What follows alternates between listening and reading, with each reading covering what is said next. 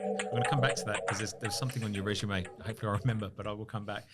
One thing I'm really interested in around that role is that you were in that role for about 3 years. And for me, that's a really good, solid amount of time to be in a job. As in, you can achieve enough, but you don't go stale. It's probably the optimum amount of time. So I'm just interested, how did you know when it was time to move on? Well, this is an interesting one. So I'd been there 3 years, as you say, and I'd really enjoyed it. And I loved working in that environment. My peers were fantastic. Ron was an amazing boss. The woman that got the job in business systems before I did was on maternity leave. The job came up as the manager of business systems, the 2IC to the GM, and I didn't apply. Right. And this was one of the harshest and most important pieces of feedback I ever got from a manager.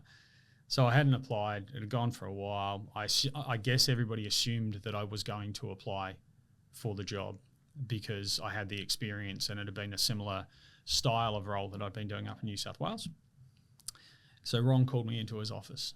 He said, "How you doing?" I said, "I'm good. How are you?" And he goes, "Yeah, good. Why didn't you apply for the job down in business systems?" And I looked at him and I said, "Oh, well, look, we've got a lot going on. I'm really excited about these things that we're doing at the moment. I want to finish this for you." And he goes, "I'm going to stop you there." And I might misquote him here, so just bear that in mind. But this is what I got out of it. Do not apply for that job out of some misguided sense of loyalty to me. Yeah, right. Yeah, wow.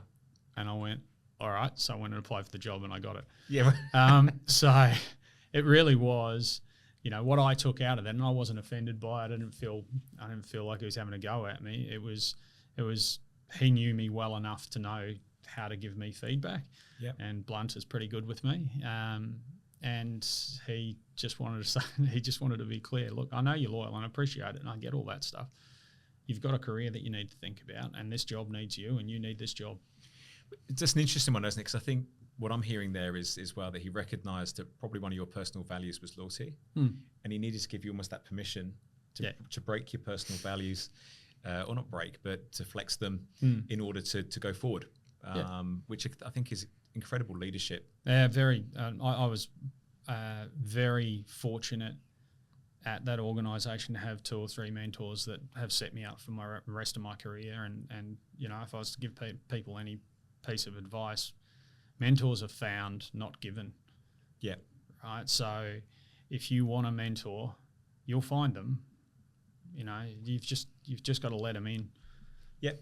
Yeah, I think that's fair. They're not going to land in your lap. You've got to kind of look out there for people that resonate or are going to add value or contribute something along that journey. Yeah.